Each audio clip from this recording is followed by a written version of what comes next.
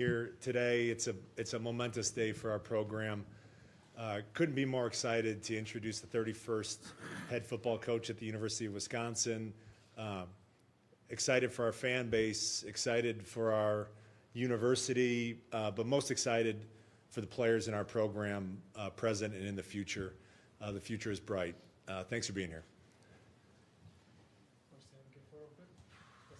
Yeah.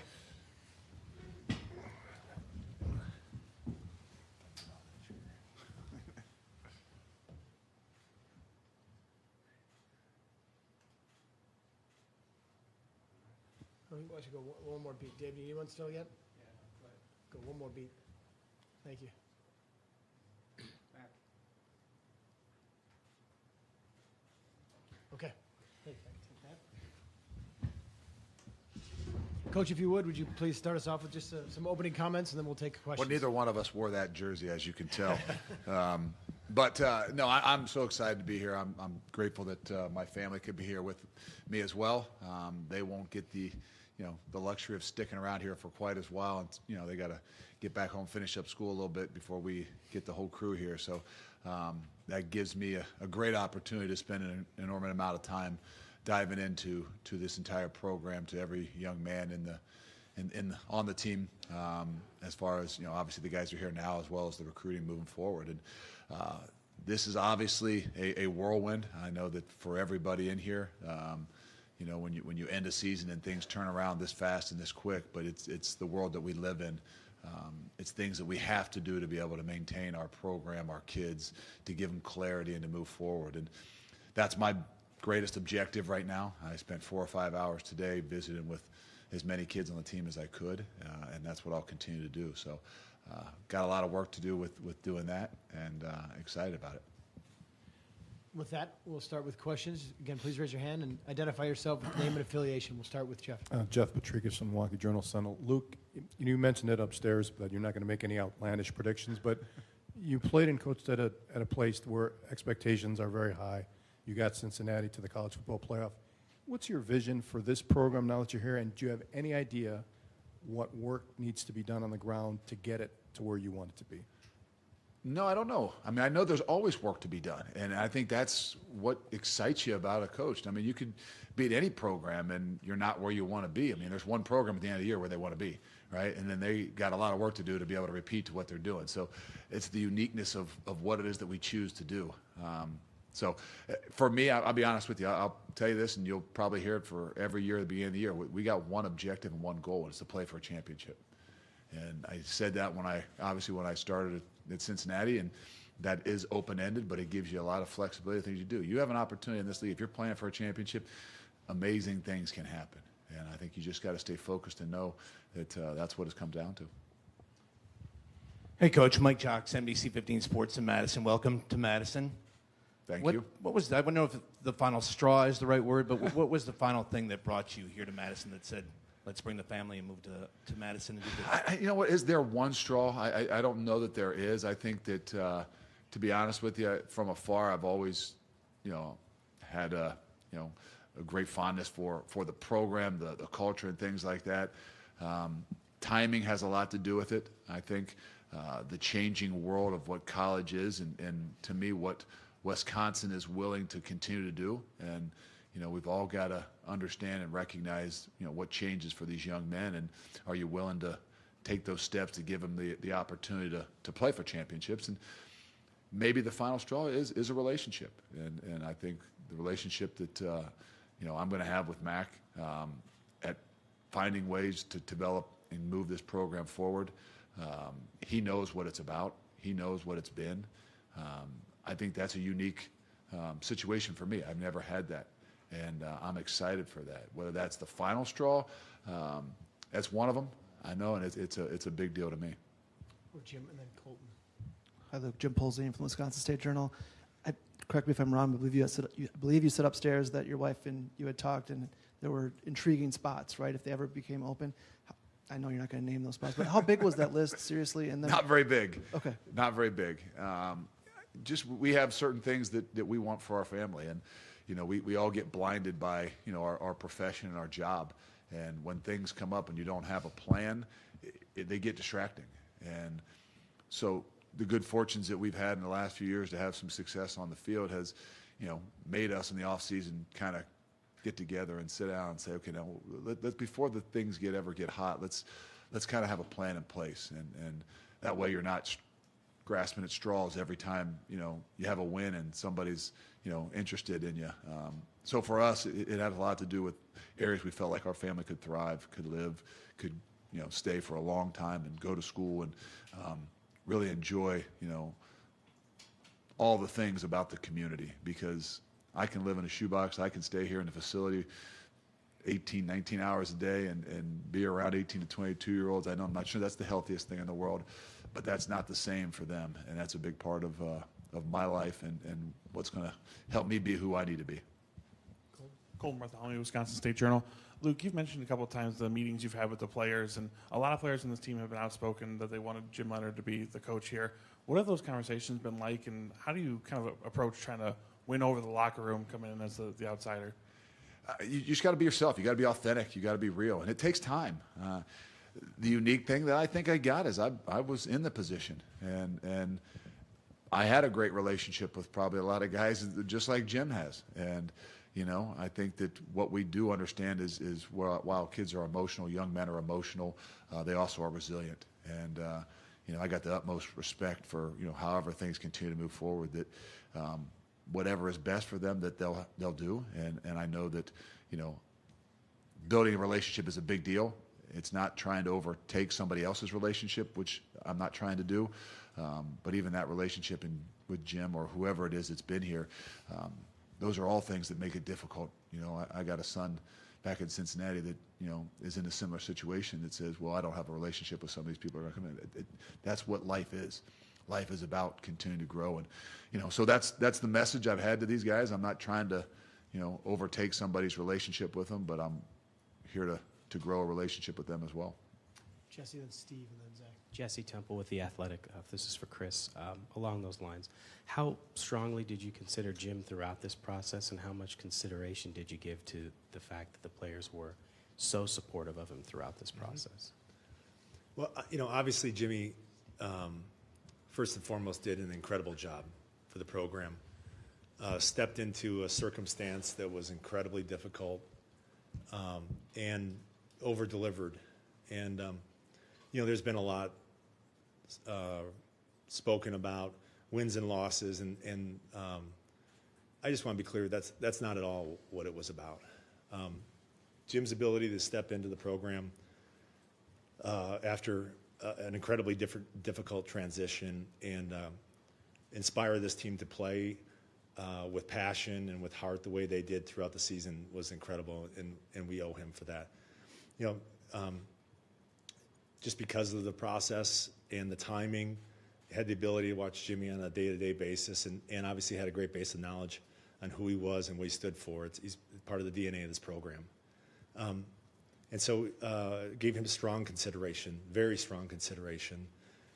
But, as the process went along and as we got more comfortable with what opportunities may exist in terms of leadership for the program, and as Luke and I spent more time together and got to understand each other more, got to build the beginning of a relationship, and it became clear that we see the world in a very similar way, and we see the potential in a program like ours in a very similar way, and we have the same expectations, championship level expectations.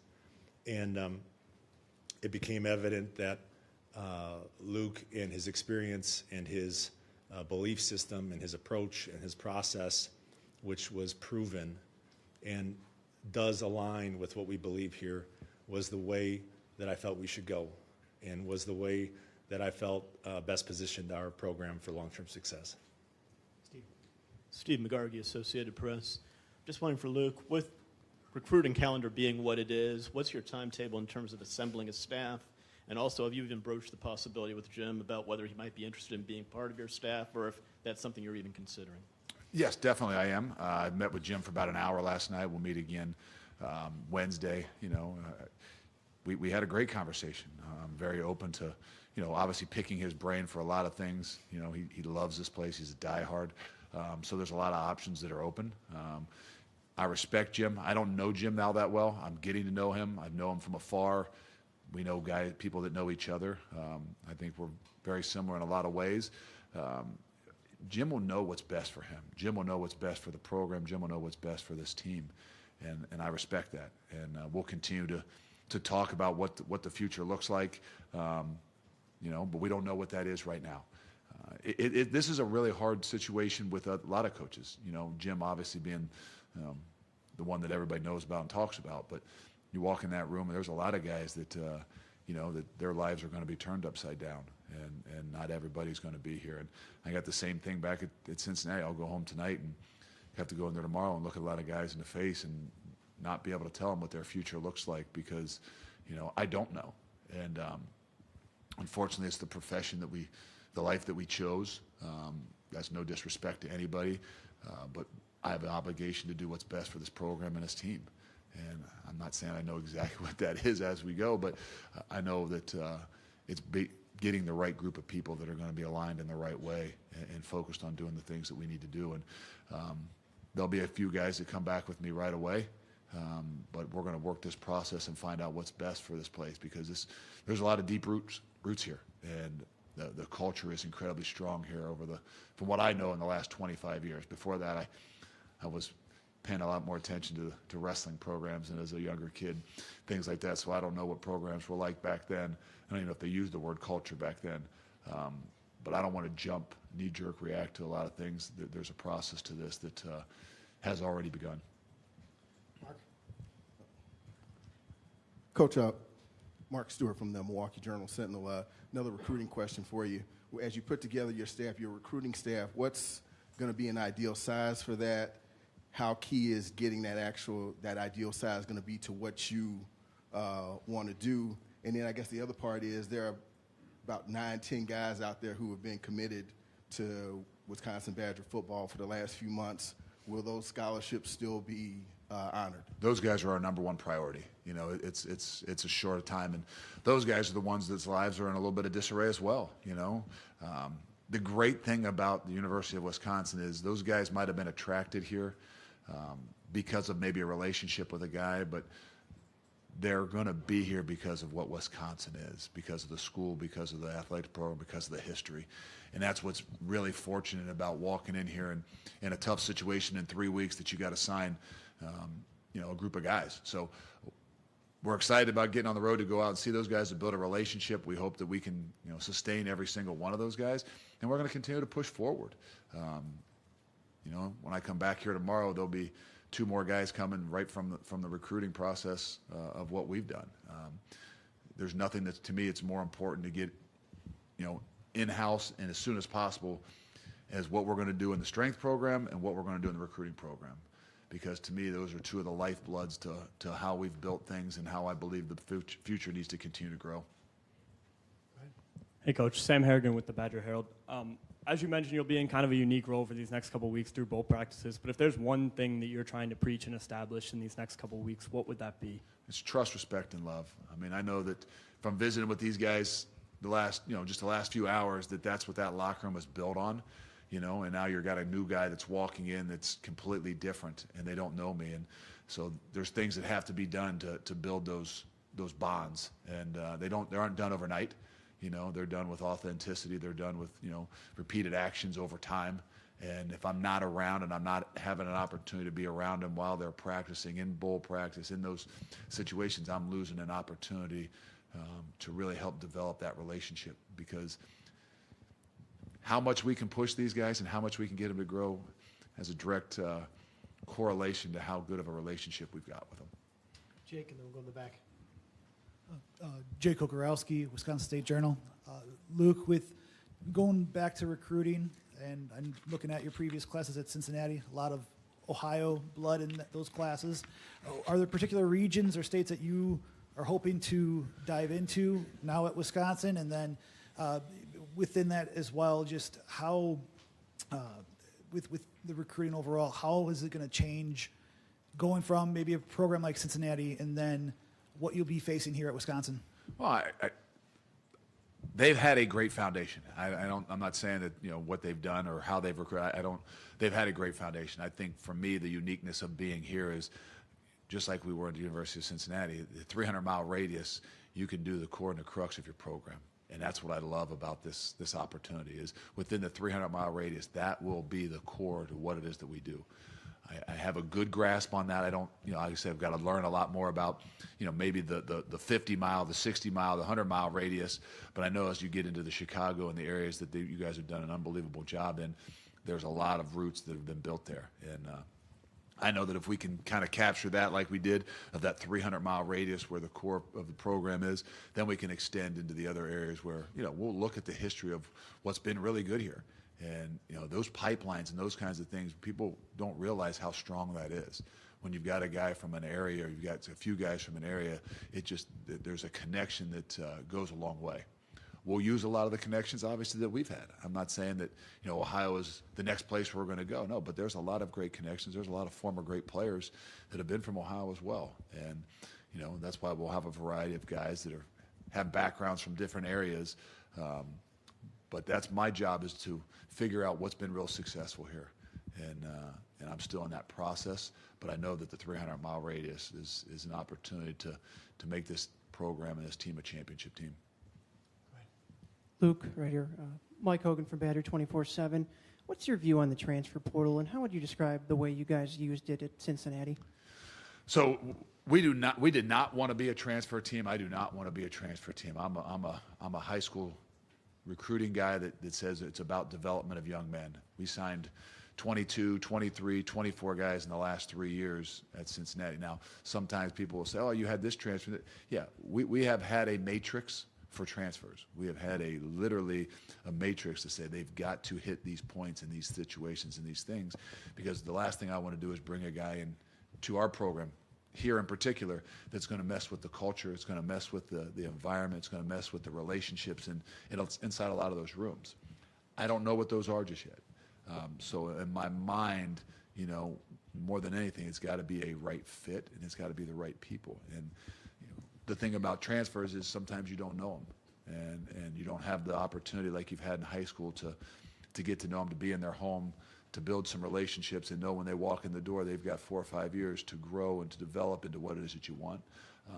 So I've never been a proponent of the transfer portal, but I think we have used it and would use it only in ways to fill gaps. All the way on the left.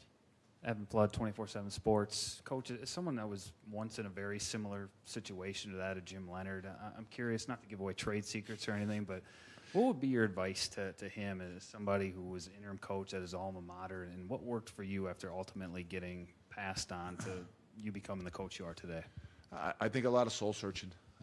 When I left Jim the other night, I just said, hey, I think you got a lot of things to think about. You got to really kind of, in your mind, figure out where you want to be in 5 years and where you want to be in 10 years. And if you can figure out and say where you want to be in 5 years and where you want to be in 10 years, it's going to help you a lot better to figure out where you want to be next year.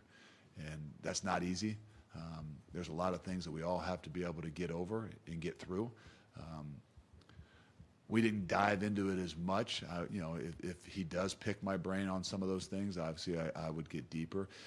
But I know that it's not an easy situation, and it takes a special person in some ways to get over a lot of those things. I had a hard time with it, and but I do believe it was the right thing for me in the way that I did it and went about it, and it helped me be who I am. But my way is not always the right way. It's not the way for everybody else. But I think that's where it really comes down to what's in your heart, what's in your mind, and he'll know what's best for him. He'll know what's best for this program and his team, and I'm excited to just find out what he thinks. Let's go, Jim. Chris, a two-parter for you. There's a report out there that the contract is 7 years, $7.9 million. Is that accurate? The contract is 7 years. It begins at $7.5 million. It averages $7.8 million over 7 years. Okay. My next question is a little offshoot of that. Is whoever you were going to hire, you were going to have to convince that this athletic department is all in, right, or willing to do whatever it takes to go for championships. Did you need to sell him on that? And are you willing to give him whatever he needs in terms of assistant pool, recruiting, whatever he needs, whatever he asks for to get to that level that he wants to get to? Yeah, I think, certainly it required a commitment on my part on behalf of the department. And, from my perspective, just a recognition that this program is important. It's a priority to us. It's the program, we've talked about this, and it became, so evident during COVID. This program is the lifeblood. It's the financial engine that underwrites the cost of opportunity for 800 kids. And it needs to be operating at a championship level. And so I think, the most comforting aspect of the conversations that I've had with Luke is about partnership and determining where are the areas in which we need to bring up to speed, improve on both operationally within our football program. Recruiting is one area there, but also in terms of capital projects. It's no secret that we're pursuing, a new indoor practice facility that will be a huge asset to us, to NIL opportunities, and embracing a changing world, and my support of the Varsity Collective. That's 3 areas of countless areas in which we'll partner and work together and make sure that everything we do is living up to the expectation of winning championships in this program. Colton? Luke, Colton Bartholomew, Wisconsin State Journal. Football question for you here. You've had a ton of success, obviously, with the 3-3-5 defense, and Wisconsin's done really well with the 3-4. I know you've got to evaluate the players and what you have when you get to the next season, but do you envision a 3-3-5 here, or kind of where do you want to go with that? I haven't envisioned a whole lot of those things just yet. If you really study us for what we have done, we've adapted and adjusted to whatever we need to do. And I think that's what I've learned as much as anything over my time is the ability to adapt and adjust, not just to your guys, but also to what you need to do to be successful. And at least I've had the good fortunes of being in the Big Ten for a long time, so I do have an idea of the things that you need to be able to do. So we'll evaluate, we'll assess, and we'll definitely be a group that can go multiple in different ways. But what they have done has been done a phenomenal job, and we would be out of our minds to think that you come in and just completely scrap and change something, just like a culture, just like an environment. I mean, it's been an unbelievable job at what's been created here, and what our job is to do is to come in here, adapt, adjust, enhance what it is that we've got, and we'll do that. On the left. Chris, Doug Russell with WIBA Radio. When you consider hiring from within versus hiring someone who doesn't have as much familiarity with the program, what's your thought process when you evaluated all of your candidates? I haven't done that just yet. That's what we'll oh, this is for Chris. Oh, good. That's easy then. If you'd like to take it. No, go ahead. Shoot. Hiring from within, hiring external, the starting point for me was making the decision that's best for this program. And that's the start and end to it. I think, the toughest thing for me throughout this entire process was decisions that affect people who I love and care about and I respect. And, clearly Jimmy is squarely in that category, but our entire staff, I have teammates on this staff, and it's not lost upon me the impact that has on those families. Perhaps the most difficult part of this process has been the hardship that it has created for the kids that I care about and love so much, that I've tried to support in my time here. And as I think about, what my experience was as a football player here, as a student athlete here in this program, the experience that these kids on this team had this year it isn't one that I would wish on anyone. It's been extremely difficult, and that's why, I said earlier how proud I am of the approach they took. And when we met with them last night, I recognized and I apologized for the decisions that I have made that have made this season, that have contributed to the challenges of this season. And that just can't be overlooked. And it's been the hardest part for me, and it's clearly been hard on these players, on these student athletes. But, you know, those factors clearly play a role in or are applied to internal choice. I felt it was my responsibility to find the best leader for this program in the long term. And so, you know, usually, and in this case, an internal choice understands the culture, understands what the DNA of this place is, and that's usually a head start. That's usually a big asset. And I think what's so rare about, once I got to know Luke, what's so rare about the opportunity that led us together is someone who believes in the same things, someone who believes in what this experience should be for a team and for the development of young men. And as I mentioned upstairs, a commitment to education and a transformational experience for these young men. That's what it was for me here. That's what it was for Luke. That's what this experience can provide, and that's really what my priority was. Time for just a couple more. Mark, go ahead. I'm glad that you said that. That was a transformation for me too. O linemen usually think they're smarter than D linemen, you know. So sometimes they don't think us D linemen actually want to get an education too. So I appreciate that. Thanks, Chris. Luke, Mark Stewart from the Milwaukee Journal Sentinel again. One of the things you hear from coaches here often is, you know, from a recruiting standpoint, is the challenge of, you know, having student athletes, you know, with the academic credentials to get into this school. As someone who's recruited at Ohio State, and from what you know of what you've been told, what it's going to take to, you know, have athletes come here, can you shed some light on any similarities, differences that you know that you can tell? No, I think the unique thing is we all want to put guys in situations and positions that they can be successful. It does us no good to bring a guy into this program, whether he's a great player or not, that can't be successful with the things and the parameters which they got to live by. We know there's an incredible academic institution, and we've got to make sure that we bring guys in that can fit that standard.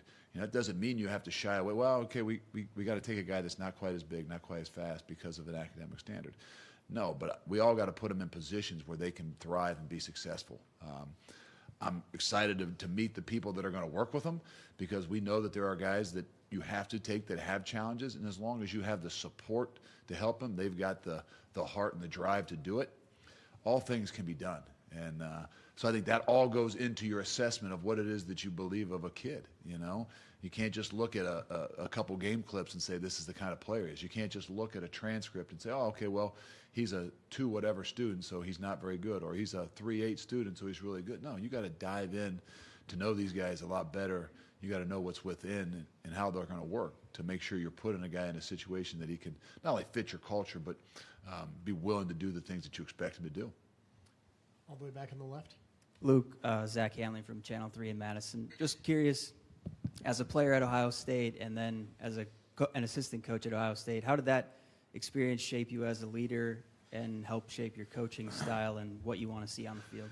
Well, I don't know that it was where I was. I think the great fortunes that I had is I was able to keep my family at one place for 16 years and be with 3 Hall of Fame coaches. So I had the good fortunes to play for and then be a GA for John Cooper. And then I had a great fortune to coach for Jim Tressel for 10 years, 10 years, and then with Urban Meyer for 5. Obviously, it was unique that I was at my alma mater, but I got incredible experiences in 3 different leadership styles and never had to move my family. So I look at myself and say I had incredible fortune, not just to win games and to see how it's done, but to do it and be able to see how 3 Hall of Fame coaches have done it and done it in different ways. I treasure those experiences. I'm none of the 3. I think that's what I'm very fortunate to be able to see, is that no matter what, you take a piece from every single one of those guys, but you got to be authentic and you got to be who you are. And I don't know if I would understand that had I only been with 1, had I only been with 2, had I not seen it done and be successful. So like I said, when I stood up there today, I didn't thank those guys. There was a lot of people that I couldn't thank, but if I was here today right now to say, okay, what's helped you get to where you are is to have the ability to be around John Cooper, to be around Jim Tressel, Urban Meyer, and I'd throw Lee Owens in 2 years at the University of Akron. That's what has helped shape me into the coach and leader I am today. Last two questions, Zach and then Jim. Zach Heilprin, Zone Madison. Chris, and it's actually a question for both you guys, kind of a timeline question. Chris, when did you know Luke was the guy? And Luke, when did you know Wisconsin was where you wanted to be? Yeah, we spent the process getting to know each other. It wasn't until, and I know there's a tremendous amount of interest in the step-by-step of the process and what thresholds we crossed in terms of getting to know each other and the like. But I would tell you that it was last week in which I had a chance to fully evaluate the candidates that were in consideration, including Jimmy. And we sat down with Jimmy Monday afternoon for a few hours and got a sense for what his vision was for this program. And it was after that I was forced with, making a really tough but important decision. And it was at that time that I realized Luke was the guy. It was hard for me. I mean, I knew that there was interest. I'm not a great guy to build relationships with when you're in the midst of, battle. And so I tried to stay really, really focused and tried not to think about it. And, my wife and I would take those opportunities, maybe an hour here or there. But I couldn't tell you that I really, truly knew exactly what I wanted to do until I could almost finish up what I was doing. And there's not like everybody's like, well, what was the straw and the thing? But it's just a process. And as I started to even think about it in little snippets, it started to feel better and better and better about what this place is and what it can be. But there's not. I don't know that I could tell you, hey, this was the day I woke up after our last game and I said, this is what we're going to do. But it was that process. It was those little moments, and it probably wasn't truly till the very end that I was like looking at my wife and say, we got to do this. And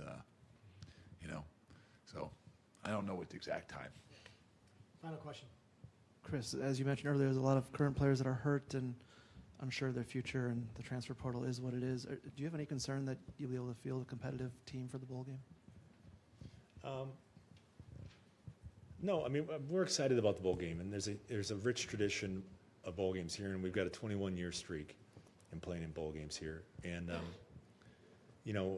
there's a process that our players will go through to become more comfortable with the direction that Coach Fickell will take this program. And that began last night. That started last night when we addressed them, and then when Coach Fickell was left with the players to talk to them. And I'm confident that we'll have a team who's fired up about the direction of our program. I don't have those kind of concerns. And this will be a valuable experience for all involved, for our players, for our coaches. For a long time, we viewed playing in bowl games as a competitive advantage, as an opportunity to further develop our roster and the younger players, and that's how it'll be viewed this year, as an incredible opportunity. And I think we'll have plenty of people to take advantage of it. Thank you, gentlemen. Thank you, everybody, for attending today. Sorry we didn't get to every question, but hopefully you'll have many more opportunities to get to know Coach Fickell down the road. Thank you. Thank you. Thanks. Thank you.